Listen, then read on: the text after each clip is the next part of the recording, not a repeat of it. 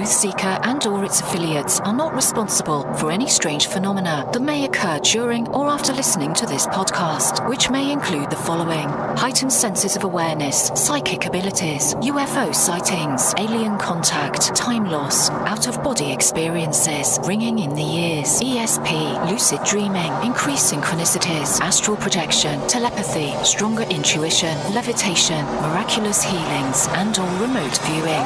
Please be advised to listen at your own discretion.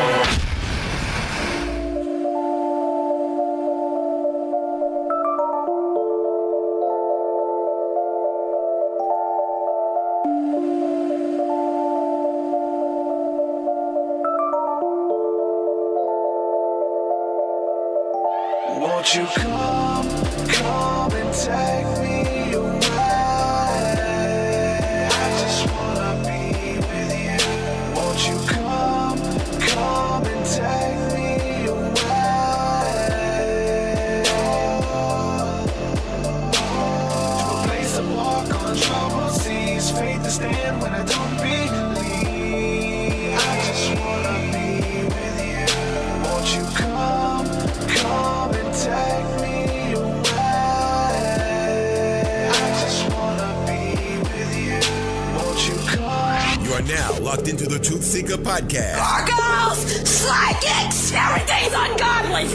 Dark savage! Streaming live at TruthSeekah.com. She's not a Christian!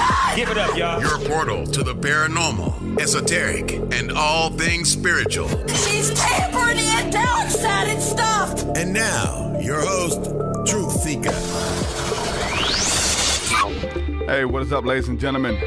This is the TruthSeekah Podcast. I'm your host, TruthSeekah. Excited, delighted to be with you guys for another episode.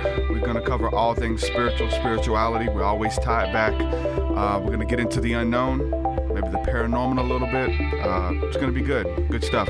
Thank you guys for hanging out with me live, catching these shows live. It means the world. It's a lot more fun when there's a live audience and people interacting in the chat. So shout out to everybody catching these podcasts live, hanging out in YouTube, Facebook land, Twitch, Periscope, listening live. And shout out to everybody listening on the back ends as well. You guys are involved too. You just send me messages and emails, and it's after the fact for the show. So shout out to everybody, no matter where you're listening at. You guys mean the world to me. Huge thank you for everybody supporting my work via Patreon. This is a listener supported show. This doesn't exist without your help. There are many different ways to support on Patreon, different tiers, different levels. You get access to a lot of different things. My entire discography of music, which is 200 plus songs. I just uploaded a new song 2 days ago, January the 1st. New songs, a little bit different. You get access to download that. Thursday night, School of the Mystics, you get access to that. You get access to my guided meditations, a bunch of really cool stuff. I'm trying to continue to think of creative ways to give content and get you guys involved over there at Patreon. So if you haven't checked it out, make sure you go over there, patreon.com/TruthSeekah. Bunch of really cool stuff. Also, my new book is here for those of you who have not checked it out yet. Spirit Realm, Angels, Demons, Spirits, and the Sovereignty of God. Foreword, written by Jordan Maxwell. It is available on Amazon. If you haven't checked it out, make sure you go over there and get it. It's really cool. Good stuff. Just to go ahead and cover a few updates as well, we have men's retreat coming up. The January date is already booked, but there's another date in April. So if you want to get some information on going to the woods with myself and a couple other brothers, go to TruthSeekah.com. All the info is there if you would like to purchase a bed and get in on that spiritual retreat that we're doing. So much going on in 2020. I'm excited about what's coming down the pipeline. So awesome. Check it out. TruthSeekah.com, Patreon.com/TruthSeekah. Bunch of cool stuff. We're going to go ahead and jump into today's episode, today's discussion. I am going live now with my friend, Kev O'Kane. Kev, welcome to the TruthSeekah Podcast, my friend. How are you? Well, thank you. I'm fine. I'm great. I'm wonderful. Awesome. And every day is even better than the day before because God is always with me. That's really good. That's a statement of gratitude and thanksgiving. And I think that if we approach every day like that, man, the windows of opportunity and blessing are always there because we're just grateful and thankful no matter what may come, right? This experience. You have to be. You have to be. I mean, after all, we can always look at other people and feel compassion for them where they're at. And sometimes we can look at them and say, I was there, Yeah. and now I'm here. Yeah. So you got to be grateful. Yeah. I've been like, lately, and just the more I kind of zoom in on this, I've been seeing like things that I've said, whether it's condescending or statements of absolutes in the past. I've found out that like the universe or God has a way of making me walk that out. Like I'll say, I'll never do that. And I find myself doing it, like the Apostle Paul says, the things that I hate to do, I find myself doing, or like, and just little stuff, man. As we look back, it's like whatever we speak, we create, and whatever we think, we find ourselves doing those things. So we have to be careful the way we treat people and the way that we respond to people, because it's like, whether you want to call it karma or whatever, it comes back to you. And I know we're going to talk about past lives and reincarnation and things like that, but the karma that I'm concerned with is the stuff that comes back like 2 weeks later or 2 years later, like in this life. Not that I'm going to have to put up with it in several lifetimes from now, but like next week I'm going to have to eat my words. It's a lot sooner for me, it feels like. That's right, man. Instant karma. We're getting ready to move to the next dimension, so God is making karma happen a lot faster. We're having to play catch up, huh? Yep. That's right. That's right. Karma can't go into the next dimension with us. It's all third dimension stuff. Wow. So it's... let's just start here, man. Before we go any further, just kind of give people just a background about who you are and what you bring to the table. We'll start there for people who are not familiar with your work. Okay. My name is Rev Kev O'Kane. I used to be a lawyer in New York City here, and I hated it. I absolutely hated it. One day I'm walking home, and I put my foot down, and I think, as I'm walking, and I think, well, maybe I should just commit suicide. Then I pick up my other foot and I think, that's a stupid thing to think. So what else is there? So as soon as I got home, I picked up, there used to be a thing called the Yellow Pages. I don't think they have them anymore. Picked up the Yellow Pages and just turned it and opened it right to hypnosis. And so that weekend I went to my first hypnosis class, fell in love with it. And I've been doing hypnosis now since 1989. And as soon as I learned about hypnosis, I also read a book that my mother gave me about Edgar Cayce, There Is a River. And the first time I read it, I thought, oh my God, what a bunch of crap. And I threw the book across the room. About 2 weeks later, I pick it up again and reread it. And I think, well, at least that Cayce guy thought he was real. He didn't mean to hurt people. And then a week later, I pick it up again, read half of it, go to bed, and everything was downloaded into my head that night. And when I woke up, I believed in everything. It was like the spiritual world was opened up to me. Aliens, spirits, God, everything. I didn't even believe in God before that. Wow. The power of the written word. Yep, that's it was right, like a key that unlocked something in you, right? Yes, it was. Yes, it was. And in about 2005, I quit being a lawyer so I could do this work full time. Past life regression and all kinds of hypnosis. And at least, I don't make as much money, but at least when I go home at night, I say, I've done God's work today. And that's what important. It's about. Yeah. And we was talking off air. I'm there almost 3 years into this now, and there's nothing more fulfilling than knowing that you're in your purpose, God's perfect will. Doesn't pay a lot, but the lights are on. That's right. That's right. You do what God wants you to do, and God takes care of you. Yep. It's only when things don't work out that you're not where you're supposed to be. Yep. That's good stuff. There's a piece there that, like, even like, again, when things don't work out, like, there's still, like, everything happens for a reason, whether it's a setback or a circumstance or whatever. There's a piece of knowing that, hey, you led me here. It's like, if I brought you to it, I'll bring you through it, and so everything works in divine order as long as like you're in that river, if you will, or that divine flow, and versus swimming upstream or going against it or trying to walk beside it on the beaten path or whatever. That's right, man. That's right. Everything happens for a reason. Things are happening so that people could advance their spirituality, so that they could learn and move ahead instead of holding on to grudges and resentments and believing that they are 100% in charge of everything that happens on the earth. This is the reason we have wars, because men think they're in charge. And so like childishness and ego and other stuff gets in the way. Yeah. 100% agree. What was your connection with the the ARE in New York, the Edgar Cayce Center up there? Right. Well, I read There Is a River back in 1989, I think it was. And no, that's when I became a lawyer. I read There Is a River in 97. And the next day, I called Virginia Beach ARE, which is the headquarters, and I don't know what I can do, but I want to do something for you. And they said, well, we just opened an ARE in New York City. So within a month of it opening, I was volunteering there.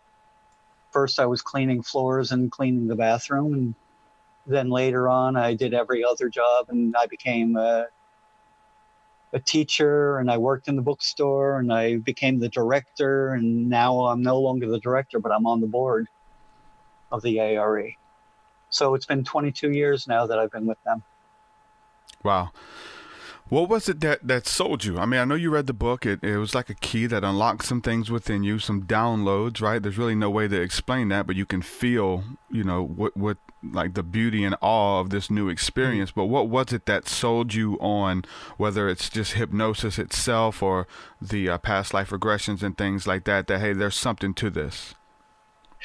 Well, I when I was 19 years old, I met somebody, and there was an instant past life memory, and we got together, and we were together for 24 years. And during that time, I met somebody else, and there was that same feeling at first. And I was freaked out because I was like, oh my God, what am I going to do? Leave the happiness I have, So I said to myself, this must be a past life thing, because it can't be this life. So I went to a past life regressionist here in town, and she brought me to 5 different lives, including a life where those 2 people were brothers in a Native American village that were fighting over me. I was the daughter of the chief at that time, and they were fighting over me. And it was these 2 people. And I was like, oh my God. And that took care of it. There was no longer an attraction to the second person for that. So that's what past life regression is. It's like, you have something from the past that is either unfinished, that needs to be finished, or that is the wrong thing that you're holding on to.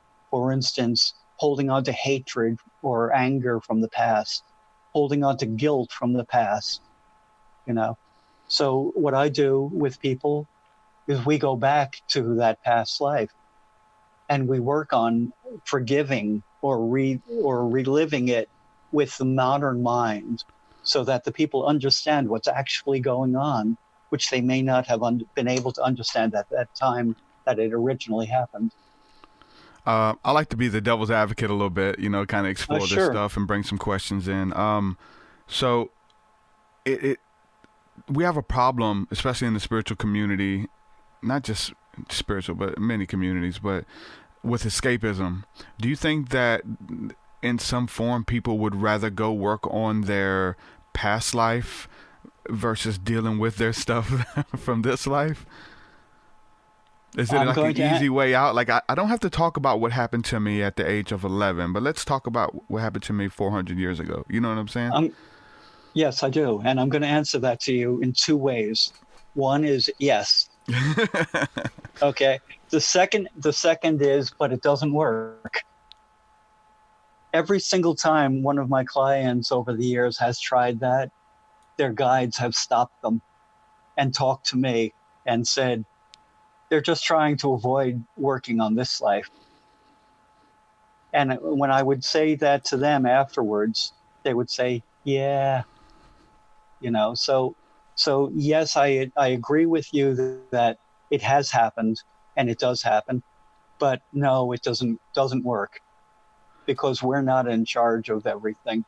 We're agents, as it were. We're agents of God, and God is in charge, not us. Not that we don't have free will, not that we don't have minds of our own and hearts of our own, but in the end, God is in charge, and God will sometimes show us the path that we're supposed to take. So if we make a mistake, sometimes God says, no, I'm not going to let you do that. Just like a good parent. Yeah. Parent will let us burn our hands on the stove to make sure it's hot, but a parent isn't going to let us jump out the window. So God is the same way.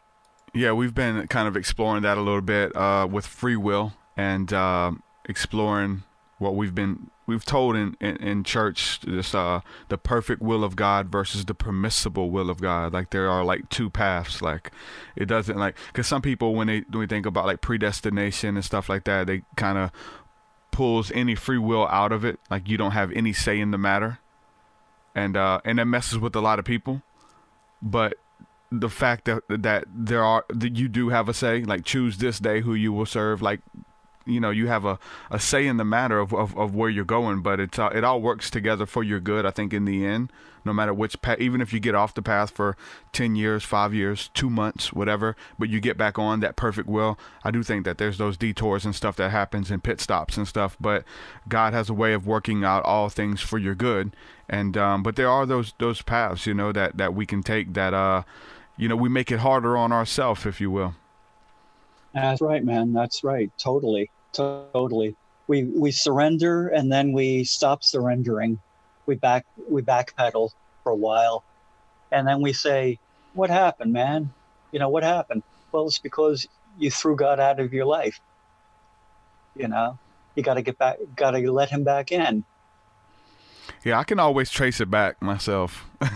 Because I do the inner work, and I'm like, I knew I shouldn't have did that, and here's 3 months later, and I'm just kind of still out of whack or whatever the case is, and don't feel the same, and it's kind of like the past is haunting me. Like, man, I wish I was still there, but it's like you got to kind of, you don't want to go backwards, right? You don't want to go back to the way you were, because you've learned so much by getting off the path.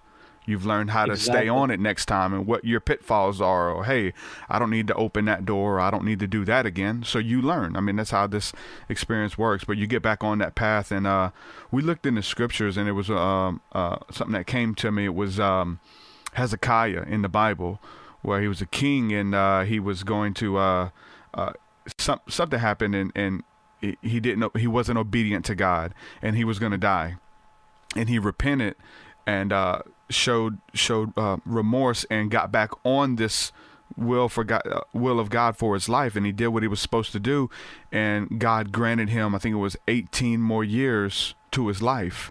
So it's like, hey, you were going to die. This was going to be the end of it for you, but because you repented, because you got back on the perfect will, I'm going to extend your life, and there's going to be a lot more great things that I have in store for you. So it's like, that's like a great example in the scriptures of how like there were these two paths, and he was going to die, but since you got back on the path, I'm going to make it straight for you.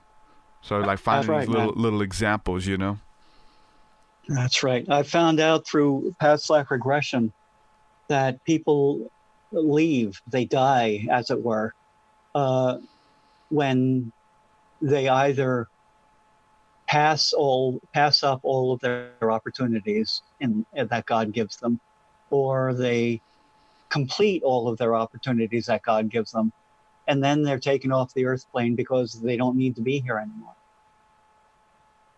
But, too many people are still passing up all the opportunities God gives them. Yeah. And then they get taken home and they get schooled again, and they come back down with the opportunities given them again. And sometimes they take them, sometimes they don't. That's the free will aspect. So what we choose. What about free will when you do pass? Can you choose not to come back? Like you want to just stay there or be in another reality, if you will? That's exactly true. That's exactly true. Nobody makes you come back. Nobody makes you come back, especially to this place. I mean, the earth is the hardest school, as it were, that there is. And it's really for the ones like us that want to move fast, that want to learn fast, that want to achieve quickly. But you can go to other dimensions, as it were, other what we call planets, and there are other dimensions besides that, of course.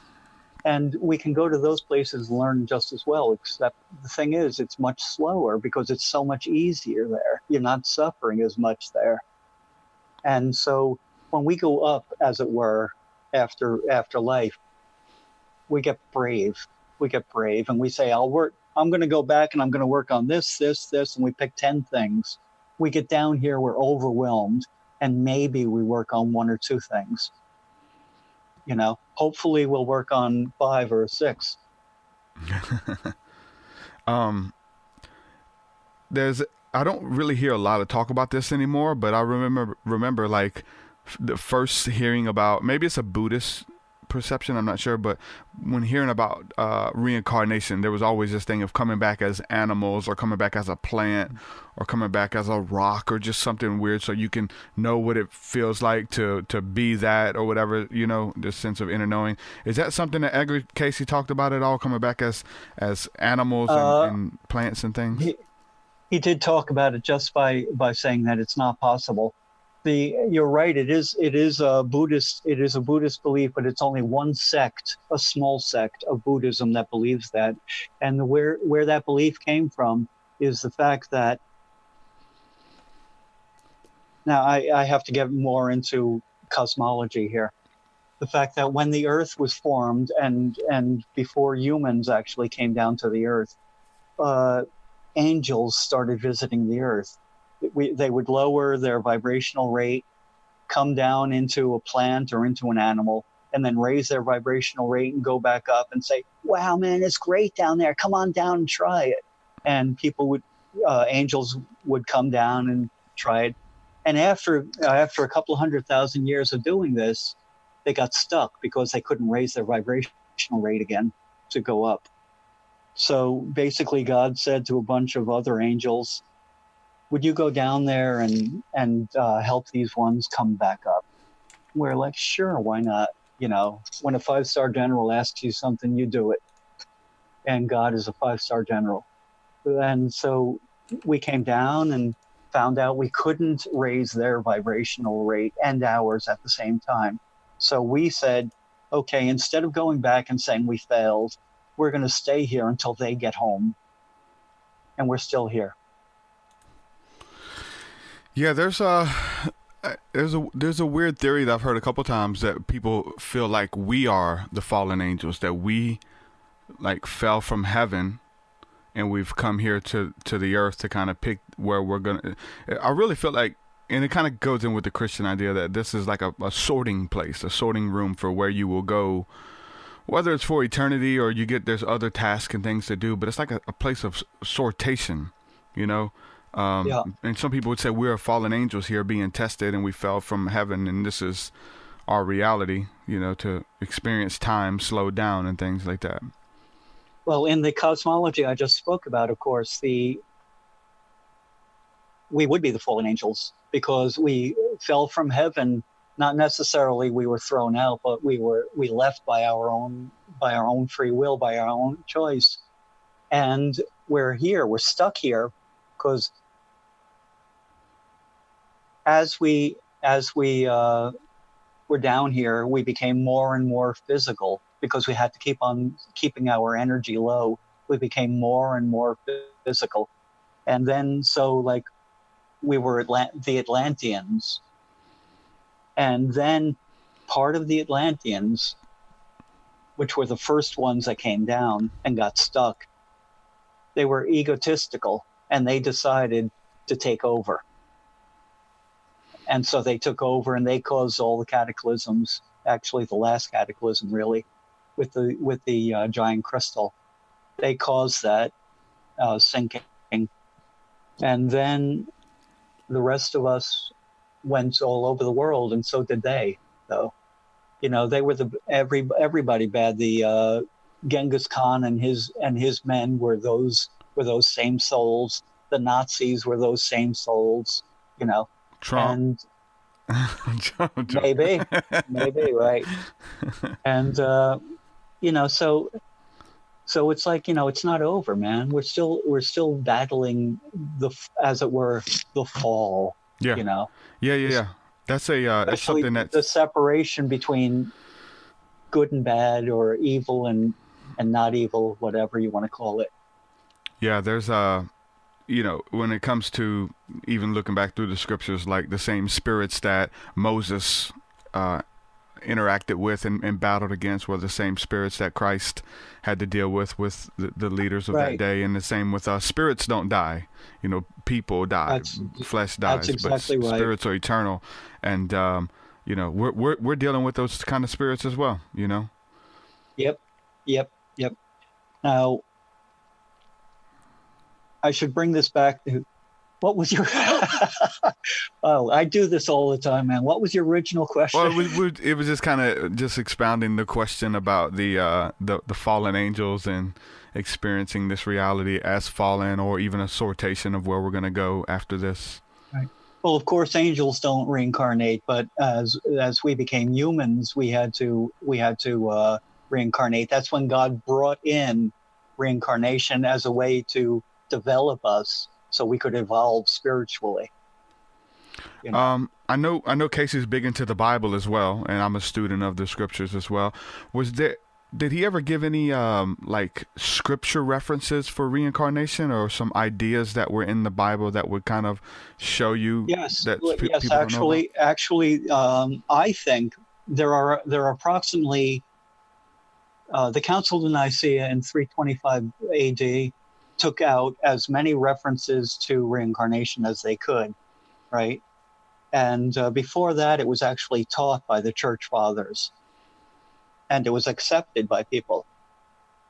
But there are still 10 references in the Bible to reincarnation. The biggest reference, I believe, is when Jesus said to his disciples, "Who do they say I am?" And the disciples mentioned several people, including I believe it was the prophet Elijah. And he said, "No, Elijah has come," and they didn't recognize him. And the disciples understood that it meant John the Baptist. Now, if Jesus, being a teacher, didn't believe in reincarnation, he would have mentioned it to his disciples. You know, for instance, there's the time when they couldn't throw the demons out of the child. And he said the reason is because you don't pray and fast enough. Now, that's a teacher. So he showed that, yes, he would stop and teach his disciples. If he didn't believe in reincarnation, or if it weren't real, he would have told his disciples that, but he didn't. Yeah. It lets you know that there was some type of belief in it in the ancient world, especially in, you know, Jewish mysticism, or you know, early Christian culture. And yeah, you're right. They took a lot of that stuff out of the scriptures. There's a lot that was accepted as canon that they took out. I mean, weird stuff that happens when you die. Like, there was a journey that you would take to get to heaven. Like, it was and I think for the most part, there's a lot of Catholics who still believe some of this, that there was a 7-day journey, and then the people on the other side, once you pass, they kind of would help pray to guide you through, and that you would make your journey okay to get back to the the Gulf of Souls or heaven or purgatory, wherever you were going. So there was some interesting stuff in there that they took out. It was just a little bit too much. They're like, yeah, this is too much. Let's just kind of condense it down to something simple that we can teach in Sunday school or something, right? Yes, I've found out in my work as a psychic that the journey actually seems I can't say for definite it's only 3 days, but it seems to take 3 days before a soul can speak to someone back here on Earth when they pass. So it's 3 days to go up, as it were, or to the other side, whatever you want to call it. And then they can look back and connect with someone back here who may be grieving or needing a connection of some sort. But the longer they're over there, the more ability they have to reach back. Because at first, sometimes all they can do is turn the lights on and off. As an apparition or a ghost, if you would call it that.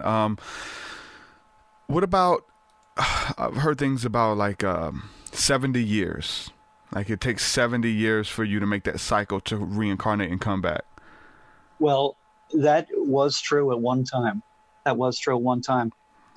Back when in Atlantis, if you passed, it was literally thousands of years before you were reincarnated.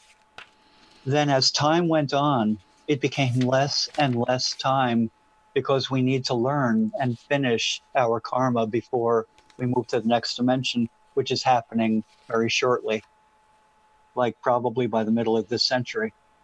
And now, my last life, for instance, was in Palermo and ended in 1956, 7 months before I was born into this life.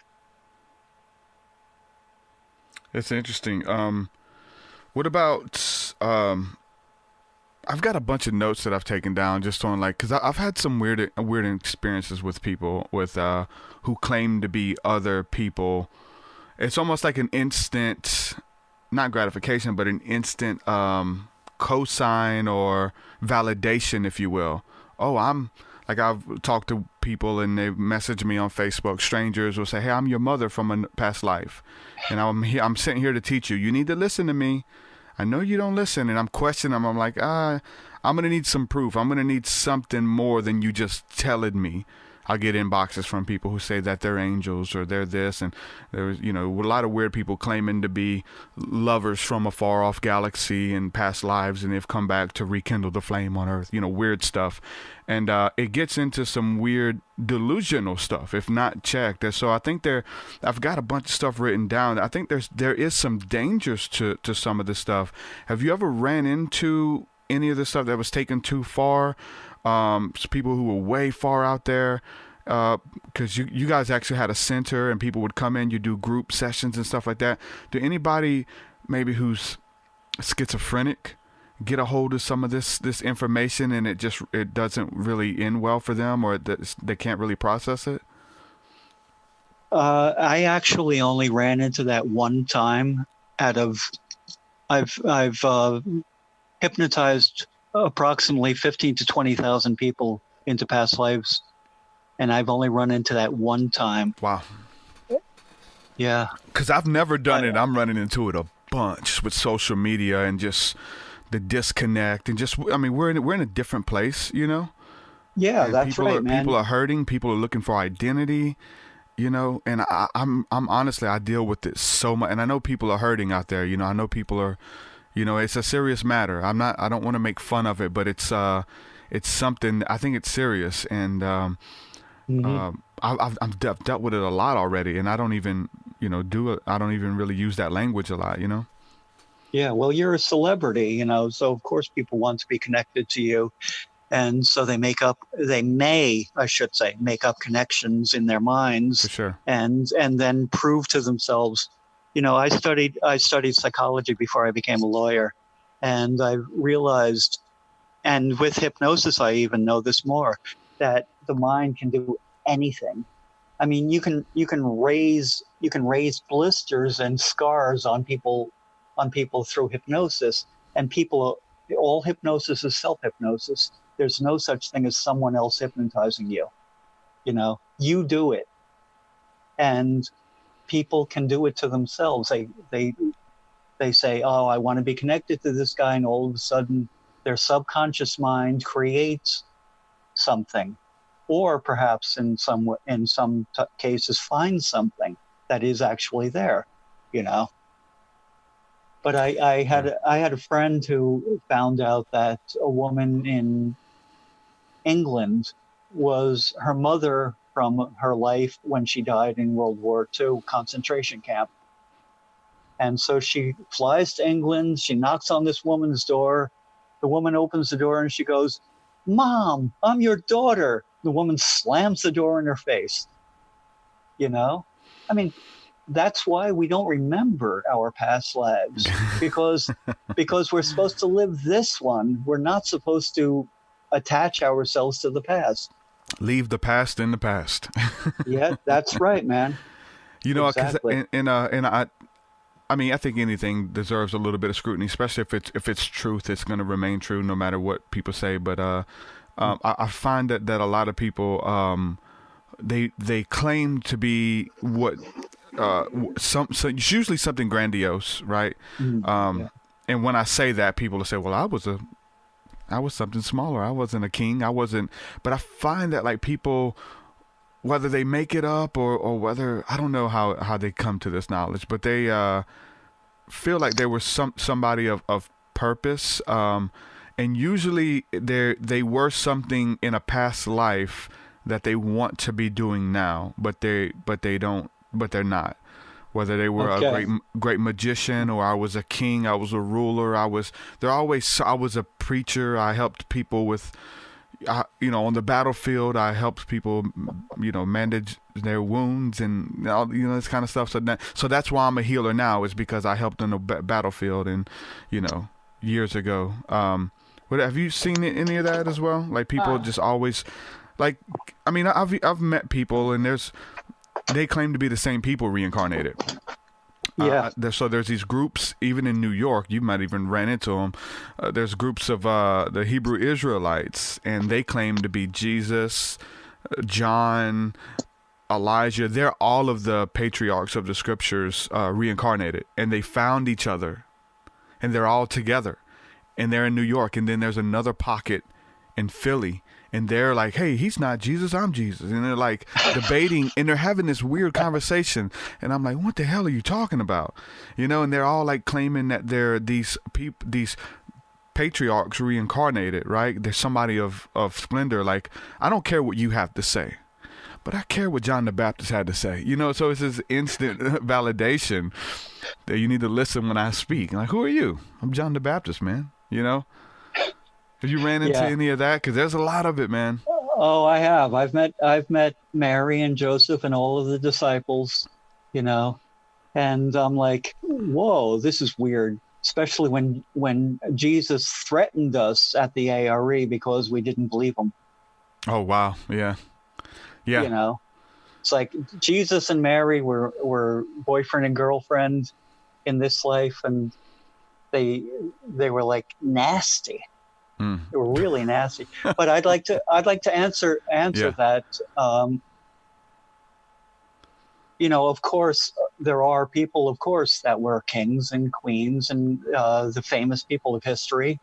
I mean, hey, their souls didn't just end at that time, But that was less than 1% of the entire population that ever lived. So there isn't a lot of that. But how they used to say everybody is Marie Antoinette. That was a famous line for some reason. They always brought up that. Well, I checked in one time. I tuned in and asked how it was, and I was told that just as we are all aspects of God, famous people have so many lessons that they learn and that they could learn, that pieces of them, as it were, or aspects of them are in many, many, many, many people.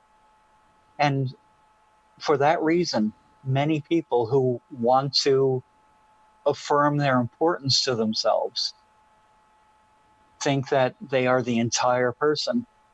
So they may be a tiny little aspect of Marie Antoinette, but they think they're the entire Marie Antoinette. And another answer also, there are some people that were, say, for instance, the attendants of Marie Antoinette, you know, her dresser, her the woman that made her gowns or something, you know, and want to be important, want to be big, want to be something. So they talk themselves into believing they're her.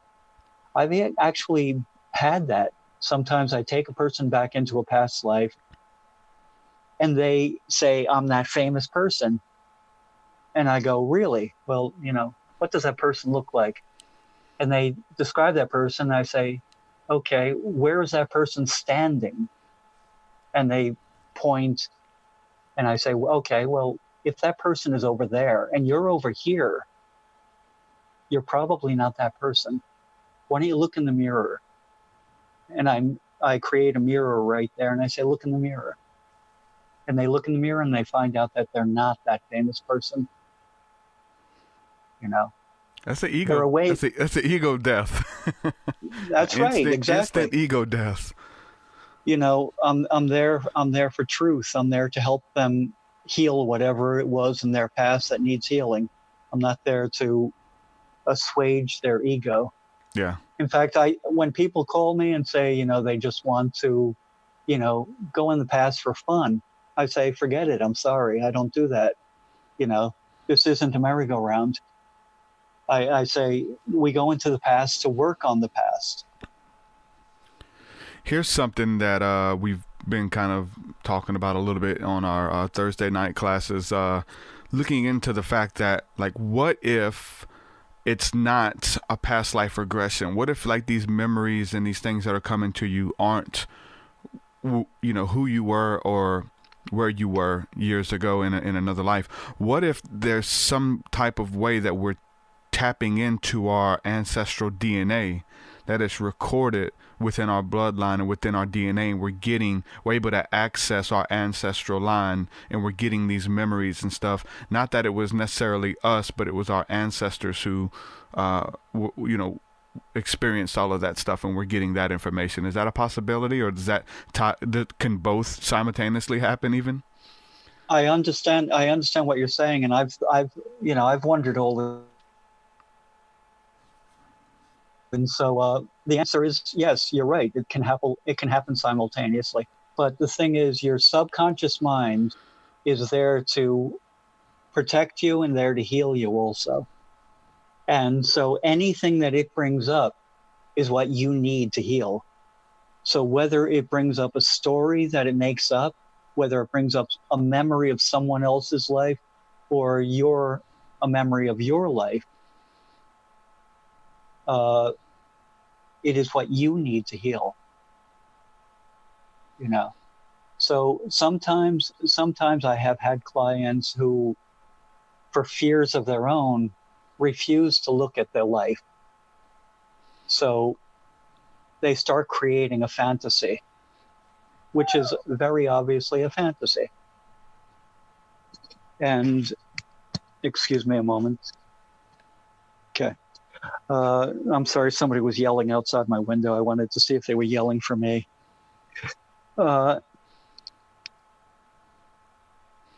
Okay, but even that fantasy is geared by their subconscious mind to show me, because I've been doing this since 1989, to show me what's going on and what to work on. You know? So even that, you know, Corey. Do you know Corey Ten Boom? Yes. Oh yeah. Yeah. Well, Corey Ten Boom. Remember in her first book, she was in the barracks teaching Bible classes, and the reason she was able to was because of the fleas. And she said, "Even bless the fleas." So there is a reason for everything. So when someone comes to me with a fantasy, even that can be used to heal them. For sure.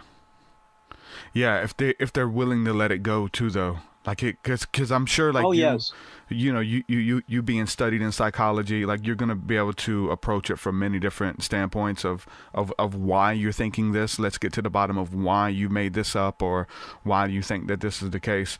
But a lot of people, want their ego stroked. They want to be that, and so for you to take that away, I'm sure. A lot of people don't want healing. They just want to be. They want an adventure. They want, again, that instant validation of who they are. And say, hold on, that wasn't you. Right. Are you? Now what? Now Uh-huh. what? So I'm sure it could be hard. You could run into a lot of problems. But that is the good work. You're helping people kind of navigate through this thing. Yeah, I mean, we all have that's to do right. it within ourselves. Like, I do that within myself. Why do I believe this? Okay. Is this a good belief? What if it's not real? Well, I don't care. I know how it serves me. It helps me be a better father. It helps me be a better friend, with these beliefs and anything that we believe, and just kind of getting to the bottom of that, the subconscious and the psyche, Well, that all goes to the basic psychology, Maslow's hierarchy of needs, and everything like that. And most people never get off the lowest rung of that, which is just survival, Yeah.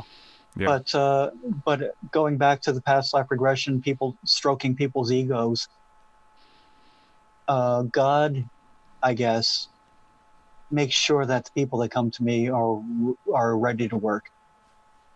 That's awesome. And usually they're healers or people on the path that have hit a roadblock and need help. I'm with you on that. I've been saying that a lot. I do one-on-one sessions, and we do guided meditations and energy work and things like that, and kind of get into the bottom of how we can help people get to the next level. Like, they're kind of stuck, and whether it's an addiction they're stuck in, or they know they need to quit smoking to get to the next level, just doing the inner work that they're doing. And most of the people who come to me, I'm like you, I feel like they're healers. Like, they want to be doing the same thing that I'm doing, but they just they need some.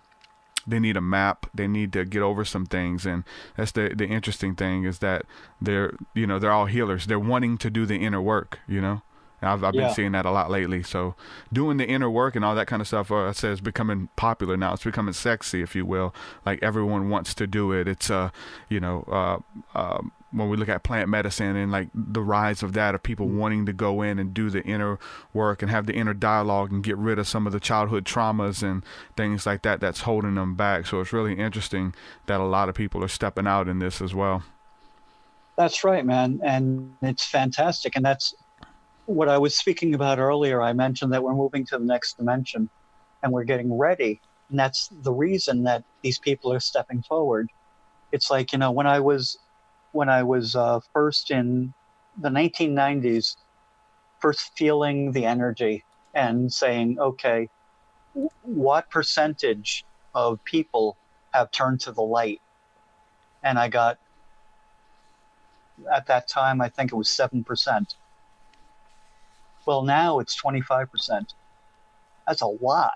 And it's only 10% that was needed to bring the Earth to the next dimension. So that's fantastic, man. We have 25% of light workers in this world. That's great.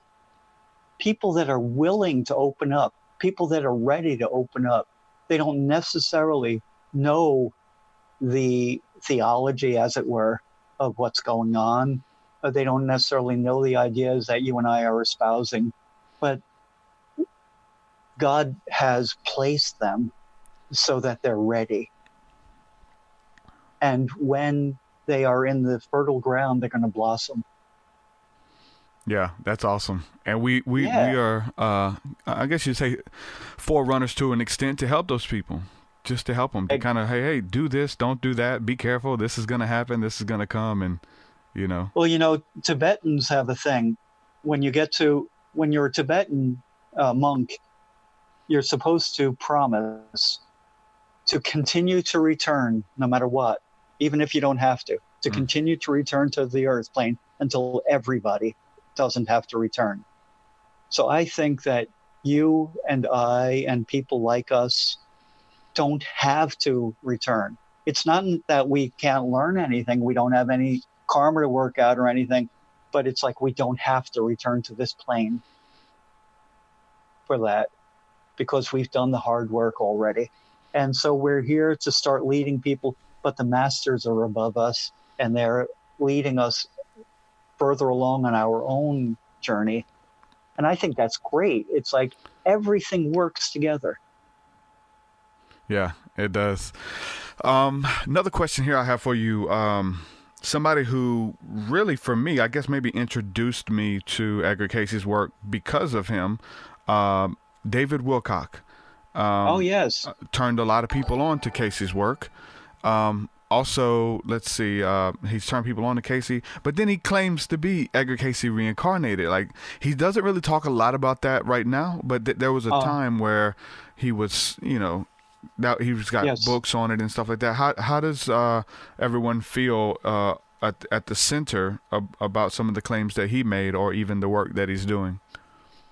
Well, Virginia Beach, which is, as I said, the headquarters of the ARE, inspects and does research on everybody that claims to be Cayce, and everybody is usually thrown out within a month or two. You know, they studied him longer than they studied anybody before they said he's not Cayce. Now, you have to think, you know, is it politics? They just don't want another Cayce, just like many people don't want another Jesus. Yeah. You know? But at the New York Center, most people don't believe that he's Cayce, but there are some that do believe he is Cayce. If you look at a picture of Cayce and him, wow. You know, it's amazing. They're so similar. Yeah. Yeah, it's very interesting. And I'm going to, for those of you who are, I guess, watching, I'm going to try to share a picture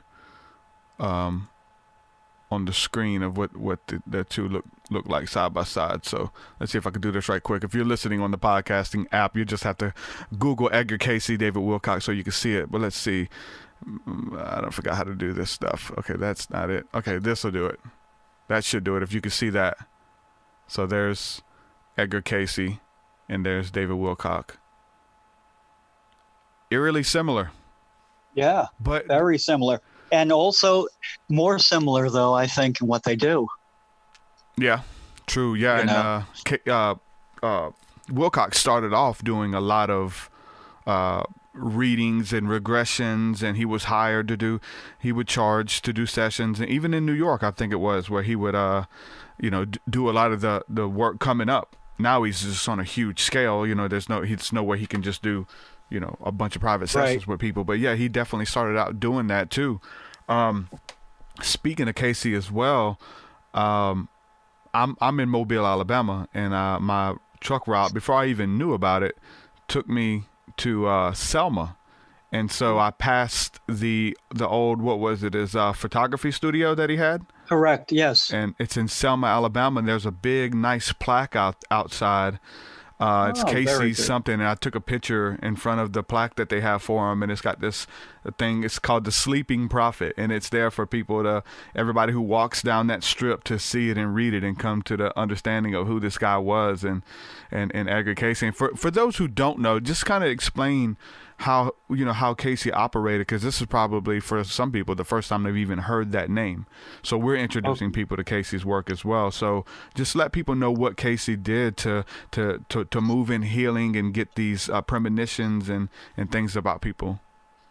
Okay, Cayce was born in Kentucky in 1877, and up until his later years, the only book he ever read was the Bible, besides, of course, his school books, you know. And when he was still a child, he found out that he could just sleep on a book and know every single word in that book. I'm gonna try that. I haven't tried it yet. I know, right, man? That's great. Well, he promulgated all of the belief that we have right now in herbal medicine, in diet, taking care of illnesses, and of course in reincarnation. He brought it out because America was behind the rest of the world in that. About David Wilcock. David Wilcock allows us to see that the Bible is even bigger than Cayce made it out to be. And Jesus and God are universal. They're not just earth-centric, you know. So Cayce literally was the father of holistic medicine on this planet. Cayce was the spiritual impetus for the awakening that we see right now. Yeah. You know, Cayce was the one that showed everybody in the world that we have free will, which generally before that people thought we either had 100% free will or we had no free will, because they were so into the Bible and they grew up believing that their parents told them, and they thought we had no free will, that God was running everything. Well, of course, it's a bit of a mixture. We have free will and God is running everything. What would he so he would sleep on the books and he would get downloads of the information that's in the book. It's very interesting because coming into this understanding of books and things like that being maybe like blessed, like almost like a holy relic. Even you can hold some books and feel an energy, so it's almost like just the knowledge and information that went into that book was downloaded to him or communicated to him that way. I've even my book, a good friend of mine's like, I've ordered your book. He's like, it feels like it's vibrating in my hand, you know. And maybe it's the connection that he had to it, and of how maybe he looks up to some of the information, or he knows some of the deep stuff that's in it, and he's ready to get to it. So there's some of that can be said maybe, but there's something about the having the physical blessed artifact in your possession. I mean, I have some of the older books. I got some books from Blavatsky and stuff like that from the 1800s, and it's like you're holding a holy relic almost, you know. But as he would sleep, he also got diagnoses for people, right? He would, whether he would sleep or just go into a trance in his office, and he would receive downloads within the trance state for people who had ailments and stuff like that as well. That's right, man. Over 1,400, though only 1,200 were transcribed. But he had over 1,400 times where he did what he called health readings, and every single time he diagnosed what was going on better than the doctors. He told them how to get better, and every single time, 100% of the time, he was correct, except the several times when people wouldn't listen. When they would do, for instance, they would do 3/4 of what he suggested, but they wouldn't do the last quarter, and then they would blame him for them not getting better. Or they wouldn't follow at all what he said, and then they would blame him. One of his first times was a builder, who fell and broke his kneecap. It was totally dislodged from his leg, and he was in great pain, and they didn't know what to do, and no doctors. He was a rich man, so he had doctors from all over the country, and they couldn't do a thing. He went to Cayce, had a reading, and Cayce invented something that is now used all the time, putting metal into the body. He told him to create a specific type of nail. He drew the nail while he was in trance, to create a specific type of nail, and in surgery have the kneecap nailed in place. And it worked. And the man became a huge booster of Edgar Cayce. Remember, Cayce was in a little town in Kentucky. So he could have gone through life without being known.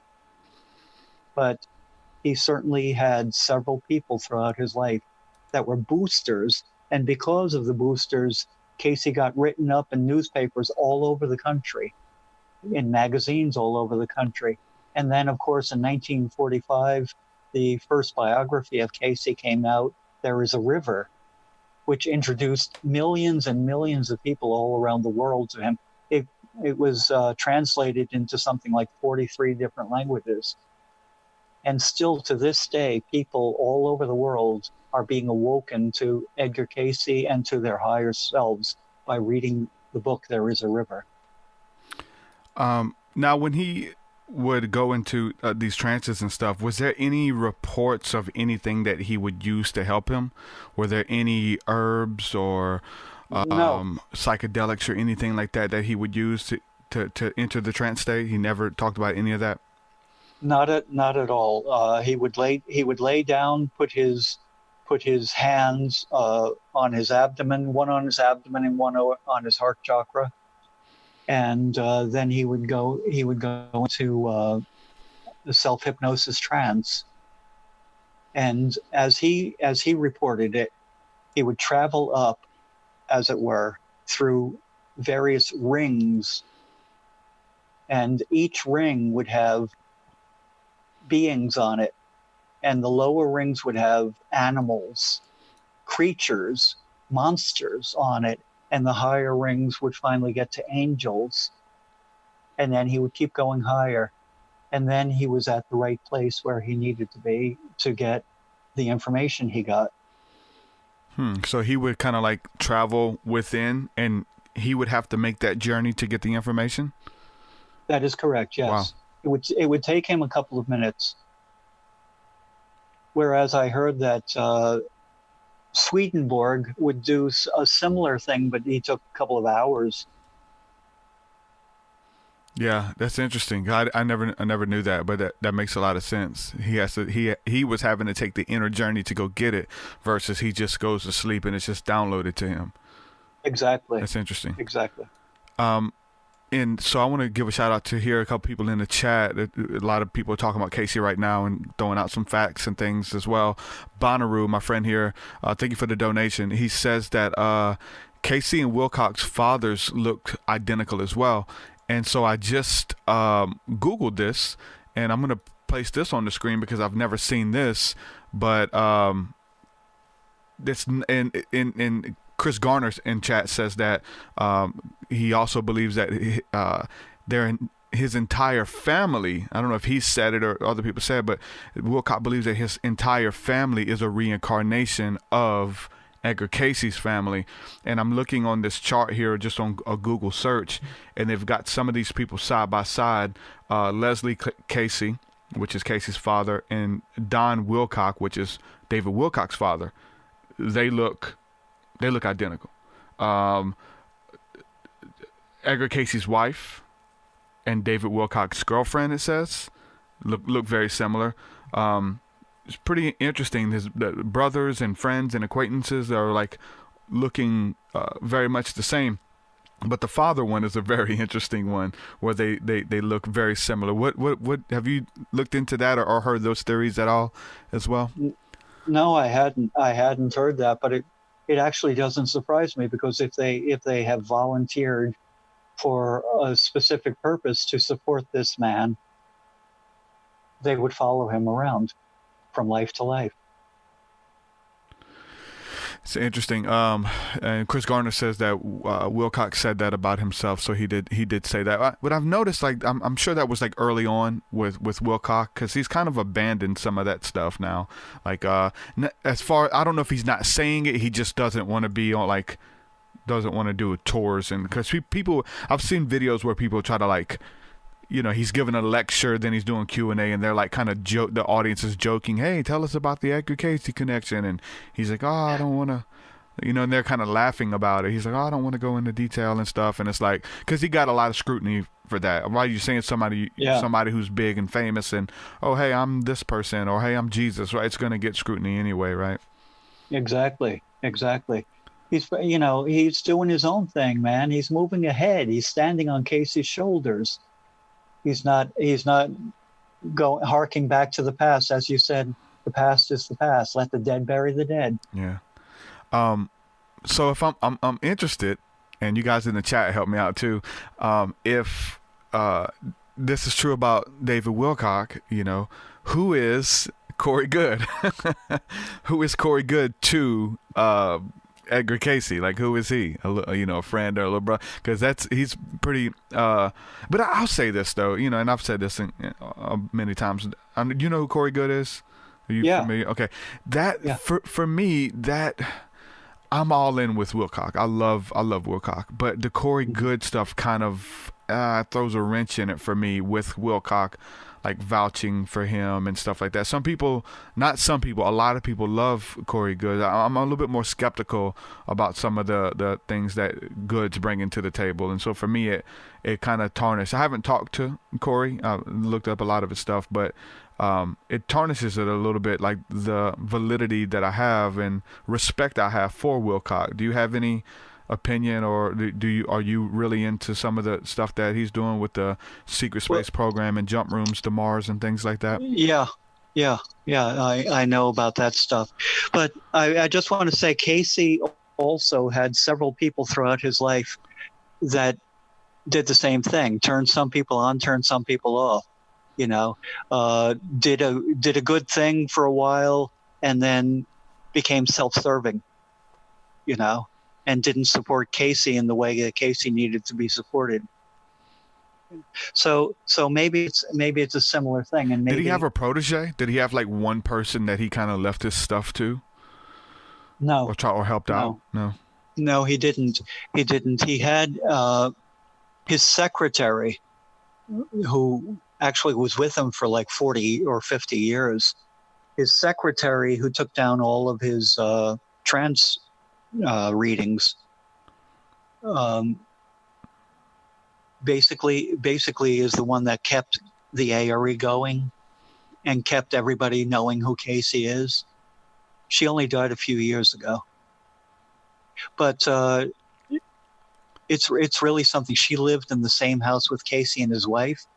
And it turned out that Cayce, his wife, and his secretary, Gertrude was his wife and Gladys was his secretary, the three of them had been together in Egypt, where Cayce was married to Gladys, and Gertrude was his piece on the side. So and it still played out like that. Yeah, yeah. And I tell you, man, Gertrude had to be some kind of woman to let Gladys into the house. Yeah, that's interesting. And that's who I see here on the pictures. They had Gertrude as well, which is interesting. Let me ask you. I'm going to move on to some other subjects, just because you mentioned it going on. I'm really into our space brothers, or the angels, if you will, aliens, and what we would call aliens. Obviously, they don't call themselves, "Hi, I'm an alien. How are you?" Like, they have different names and rankings and different things that they do. But what is? Are you fascinated with them at all? Have you had any encounters with beings from the heavens and UFOs or anything like that? Yes. When I was about 11 years old, a friend of mine and I were in a field in the summer and just laying down, looking up the sky, and all of a sudden a spacecraft appeared above us, and then it left. And we looked at our watches, and 2 or 3 hours had gone. We just got up and ran. We ran home, never talked about it again. So we don't know what happened at that time. But as far as angels, yeah, I have contact with them almost every day. Have you ever seen any, though? Like you say, with the UFO, that's something that you've seen, right? It kind of crossed over into this realm. Those are the ones who, and trust me, I love the trance state stuff. I love the downloads and the inner vision and seeing with your eyes closed, right? But have you ever had those encounters where something crossed over, like an entity, whether it's an angel or a demon, that they appeared in front of you, or a ghost, or anything from the spirit realm that crosses into our reality that way? Well, I spent 10 or 15 years releasing spirits from people and from places. And when I would go to places, I would see the spirits and talk to them. You know, get them to leave, find out what they needed, what they wanted, why they were there. and do whatever was needed to get them to leave. You know, so then yes, they actually crossed over. The other spirits that I saw always, I see a lot of spirits. The other spirits, I'm not sure if they are physically there or if I'm just seeing them in my mind's eye. Yeah. They happen. I feel like they happen few and far between, but they're magical when they do happen. Again, that's one thing for me is like, you know, the UFO thing, because it's like they're literally like showing up and coming out of vortexes and stars and appearing and stuff like that. I've had many UFO experiences that release something in me, much like when you had that when you read the book, like something was downloaded and released within you or awakened. The UFO encounters and stargazing and stuff like that does that for me. Like something happened, like this awe and wonder and majesty of God and the universe, and that we're not alone. And then they want to communicate and they have messages, and it's like just a whole new level was unlocked just through having like a supernatural experience or something like that. Yes, exactly. You're one of the few people I have ever heard that understands that they travel through dimensions and not through space. It's like, becoming, wow. Well, that's becoming more popular now with Flat Earth. I don't know if you've looked into that at all, but that's a growing theory where they think that the Flat Earthers don't believe that space is real, that we're in a globe or something like that. You can only go so far. So a lot of those people, when we talk about stars, they don't think that their stars are real. They don't think that any of the stuff. So we talk about like interplanetary travel, like beings from another planet, beings from another galaxy, solar system. They don't believe that they're even real.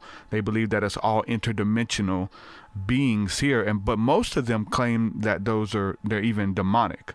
They're all like malicious entities that want to abduct you and probe you and, you know, deceive you, and fallen angels, if you will. That's what the majority of, right. Whether it's flat earthers or even the Christian community, when you talk about this, that's what they believe.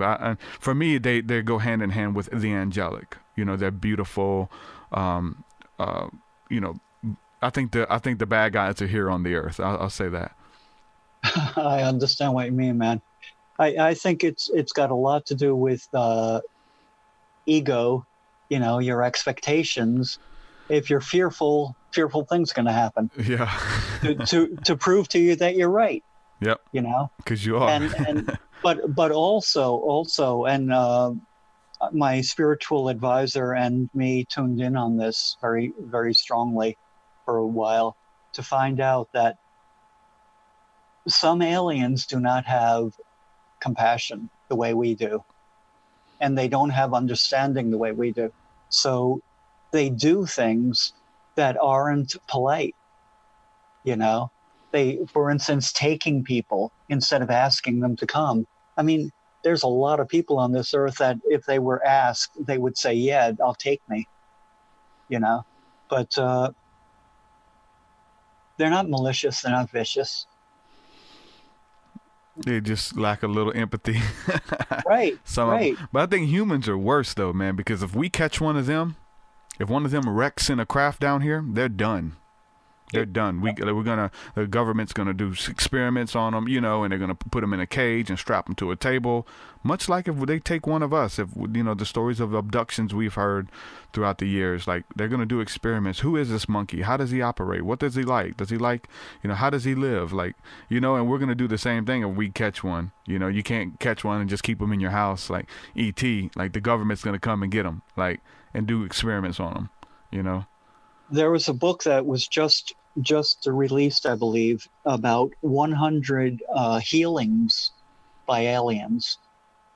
Wow. So it's like, you know, if they're doing healings, they're from God. They're not from the devil, as it were.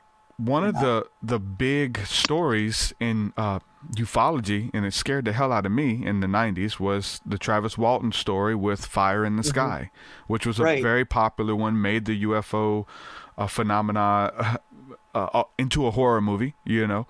And, of course. And if you listen to his story now and what happened, it's totally different than what happened when he sold the rights to his story. They made it a horror movie because it would sell, it would move audiences. But he kind of goes along the lines of what you just said. They picked him up to heal him. That he encountered a UFO, him and his friends in the woods.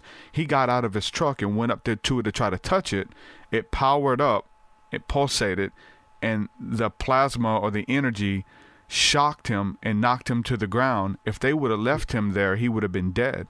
So his story now, as he's doing lectures and doing the circuit, is that they picked him up to revive him, to make sure that he was okay. And all of the scary stuff that we see in the movies, he's like, no, they blew that way out of proportion. You know, he might have been afraid, but he's like, this stuff, it didn't happen like they said. So they healed him, picked him up, healed him, and brought him back. Very interesting. Yep. That's right, man. You know, like, none of us know what's going on for 100% certain, you know, but to think that these aliens are coming here for evil purposes is ridiculous. But it's us looking in the mirror and saying they must be as evil as we are. Yeah, I know a lot of people. There's a lot of different theories, and whether it was the Greys or whether it was something that's being phased out of abduction scenarios. But I know that's one thing with my study in the field of ufology is that you don't hear it anymore. Like it was an 80s, 90s thing. Like you really heard a lot about it, of people claiming to be abducted, and they took me on their ship and they did horrible things to me. You don't hear, like you don't hear that anymore. Like nobody's saying they like popping up saying that they were abducted. Maybe if they're just maybe it's some psychological stuff or making up stories. There's, you know, always going to be that. But for the people who are really trying to get to the bottom of this stuff, most people are kind of going back to what you said. They call them, if they've had any encounters, they're calling themselves contactees or experiencers. That's right. They want to go. They're like we're doing CE5 initiatives out in open fields with flashlights. Hey, say hello. Here we are. Like we want to encourage contact, you know, and this is like where we are now. You don't hear about the abduction scenarios anymore. I think for the most part, I think a lot of that stuff was fear-based stuff and hoaxes going on, or the MyLab experiments by our own government even, which is a whole nother podcast. Because a lot of people on these ships who claimed to be abducted say they woke up strapped to a table with these little green men, but over in the corner was a person wearing military garb. You know, officers in the corner watching all of this stuff happen. That's right. Remember X-Files, the show that was on in the 90s? Yep. I remember one episode at least where the person was hypnotized and all of the grays, as it were, became military and medical personnel. Yeah, I think there's a lot of truth to that. It was just that their mind was making it into aliens because they couldn't believe that the government was doing this to them. Yeah, and there's, you know, when we get into propaganda and movies like that are released on purpose so that when you do see a ship or you do see an entity in the sky, you're not going to try to make contact with it. You're going to try to go the other way because of the fear that's already implanted in you. So instead of like trying to embrace it or pull out the flashlights, you know, you're not gonna try to do that. Kev, are you there? All right, I think we lost him. But yeah, there's a big difference when it comes to the abduction phenomena and the contactee or experiencer. So I think he's coming back. There he is. Oh.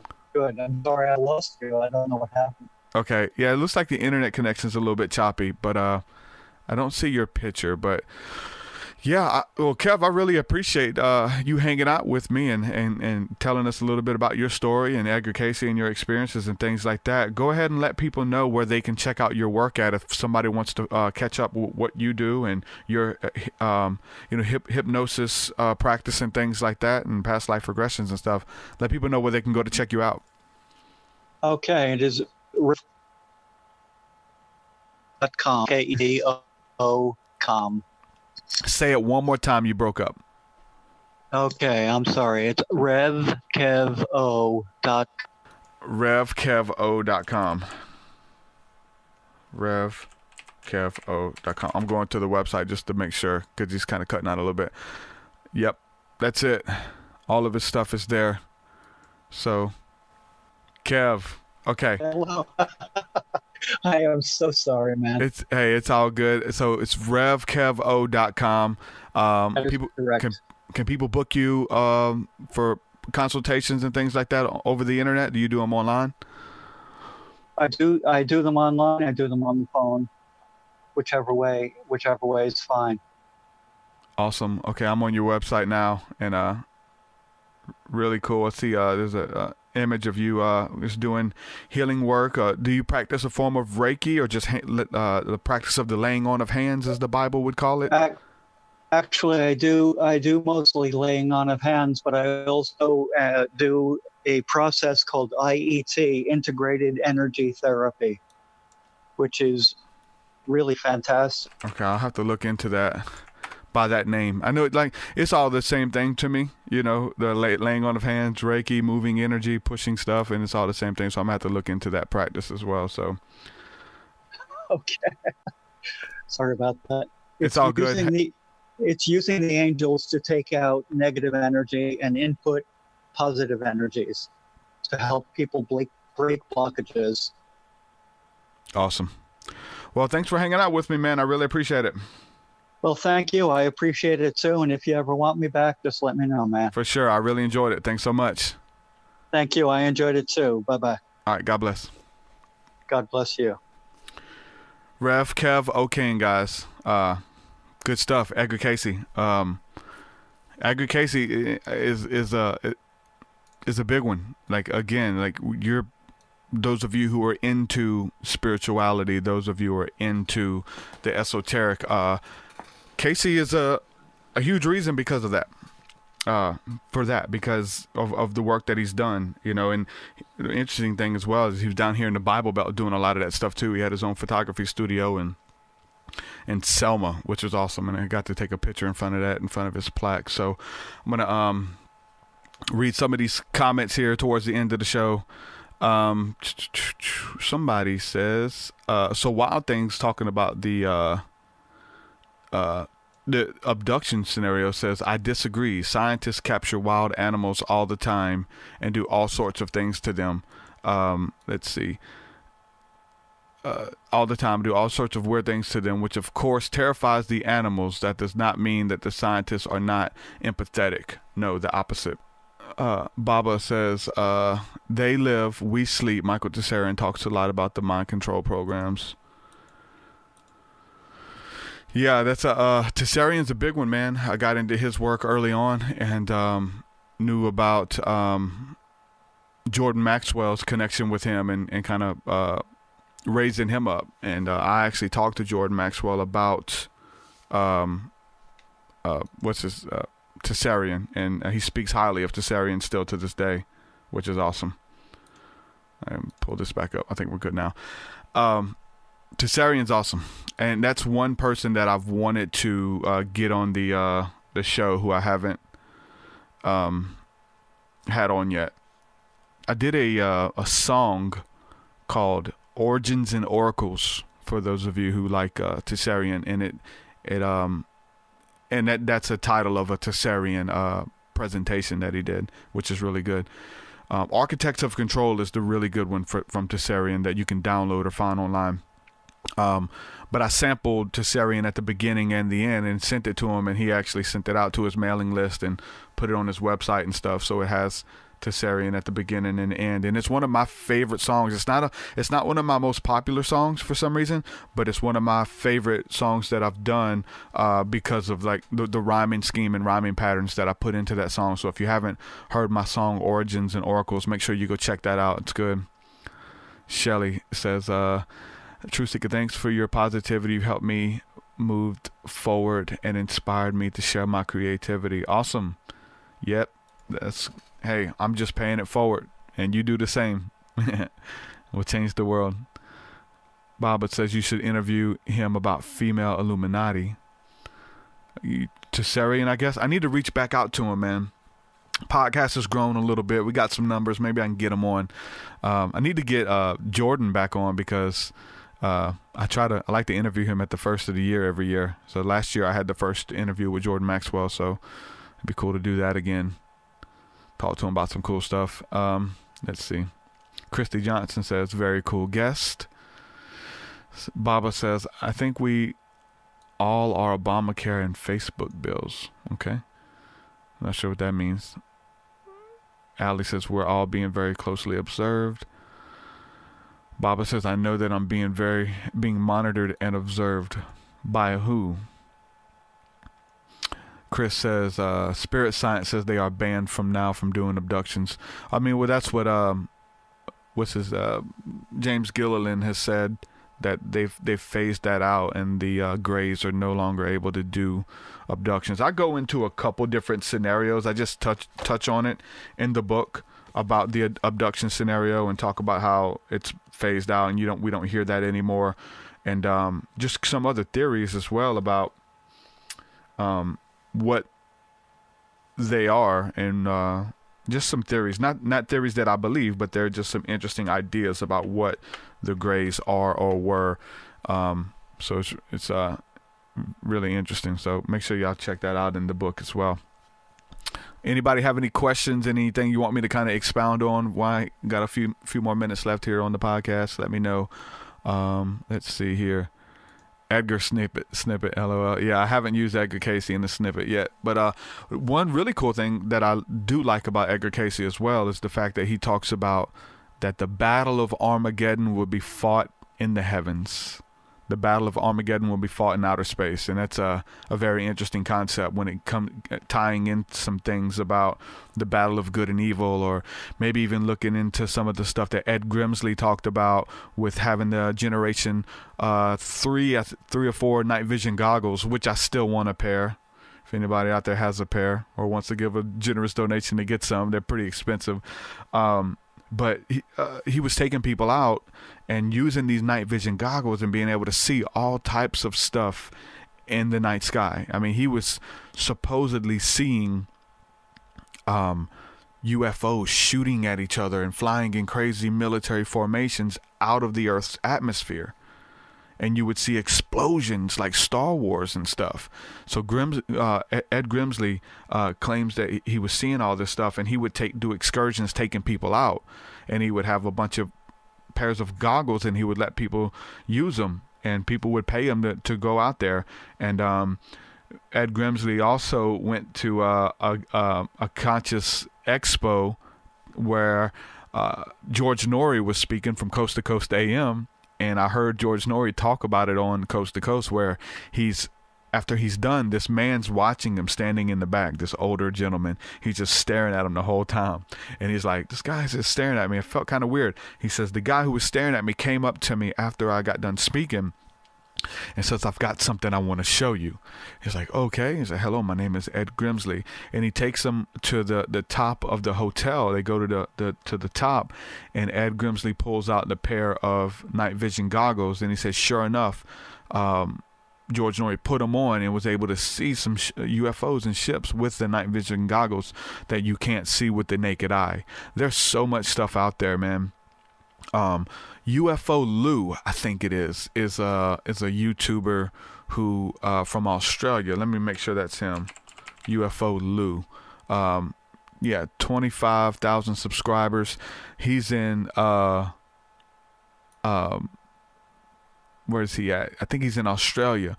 Let me go to one of his most popular videos, and we'll show some of that, and then maybe talk about it.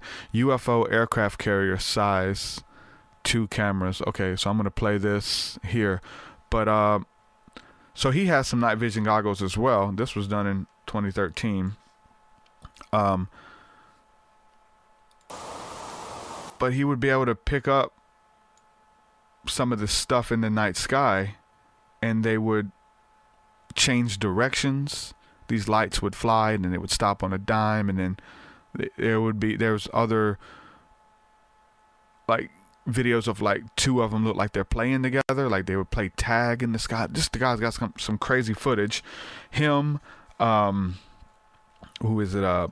James Gilliland. Also, they have some goggles as well, and they have laser pointers, and it's almost like these lights would communicate. What the heck? That was crazy.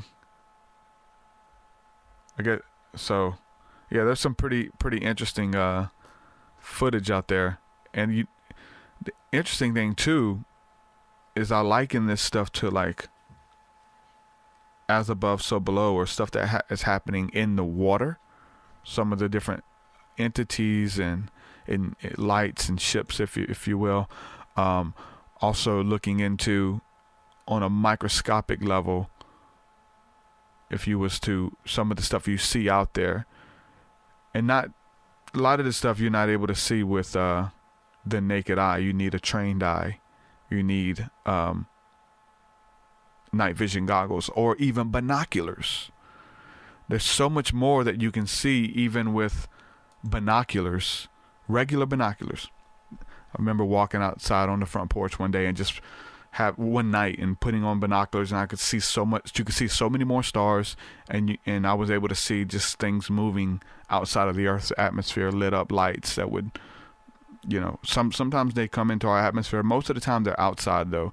And then hence now we're in what was it, 2018 Space Force, or 2019, wherever this was announced, that the government is starting a branch of the military, or has a branch of the military that it calls Space Force, to police the heavens, police space, right? Chris Garner says Gens 4s are way too expensive. Yeah, they're like, I think the average was about $2,500 if I'm not mistaken. Let's see, Devano Melchizedek, who is Spirit Science, claims to have that. He's over Spirit Science? Okay, Devano Melchizedek is who Spirit Science claims to have said that. Okay, I like him. Devano Melchizedek. I believe we've sampled him in some music as well. He's got some good stuff. Living from the Heart Space. Him and Greg Braden and most of us Christ consciousness people are really big about the heart space, and Devano Melchizedek's big into that. He also had a teaching called, what was it? Something grace. Like it was like universal grace or some kind of. But he talked about living in a place of grace, and it was really interesting and mirrored the teachings of Jesus, which was really cool. I'm gonna read here. Yeah, so Shelly says, now I want some night vision goggles. There's some really interesting stuff, and we're looking for lights and we're looking for ships and stuff, but I'm telling you, like, look for other stuff too. Like, don't just look for lights in the sky or lights outside of the atmosphere, like, because you're gonna miss so much. There's so much out there when it comes to the angelic or the spirit realm that you're able to see once your eyes get trained and focused on things moving in your peripheral. You see so much stuff. It's crazy, and they look different. So many different types, but I don't think they're any bad. I really do feel like what Gilliland talks about, how there's a galactic order, if you will, that a level of ascension that you have to attain to be among the stars, and so I believe that, and I believe that that's why we're not up there as much, maybe, or I feel like we're the bad guys. I'm sorry, not sorry. We're the bad guys, the ones on the earth, the rulers, the seed of the serpent seed. I don't think they're good. I think everything I've experienced from out there has been beautiful. There's been no threat, and they've been here since the beginning. Like when we were cavemen, they've been here. When we were in the Renaissance, they've been here with advanced technology. So when it's talking about a threat and they're coming to kill us and all this kind of, no, they've been here since the beginning. They're overseers. They are the gods. They are the Elohim. They are the watchers. They hold this construct together. So, but I think they have your greater good in mind, and they will connect with you. Shelley also says that, yeah, satellites down light up like that, or don't light up like that. Yeah, that was the thing too. So there was a camera crew that went out from A&E, I think it was, to Gilliland's ranch, and they seen so many of those lights. They seen so many of those, what they would call ships and stuff. And there's a website that you can go to see how many satellites are visible from where you are in the country. So you can go to this website, put in your coordinates, and it'll say at 7 o'clock you'll be able to see, from 7 to 8 there'll be 2 that fly by, and you can be able to see these space stations and satellites. And so as many as they're seeing, they went to the website, and there was like we shouldn't be able to see any right now is what they're reporting. And then they would change directions, like they're going one way and they'll stop and go the other, or stop on a dime. Like that's some of the interesting stuff that Star Walk app is what Teal says, Teal Empress. Yeah, there's a bunch of those which are really cool. I miss it, man. I used to stay out there stargazing. Went out the other day, first time in a long time, other night, and spent some time stargazing with my wife and saw a shooting star. This is about all we've seen, but it's just even if you don't see anything, just first of all being caught up in the majesty of eternity and gazing up there and what that does for your psyche and for your mind, for your spirit, you know. So let's see. Shelley says you can see our closest galaxy neighbor and Andromeda with binoculars.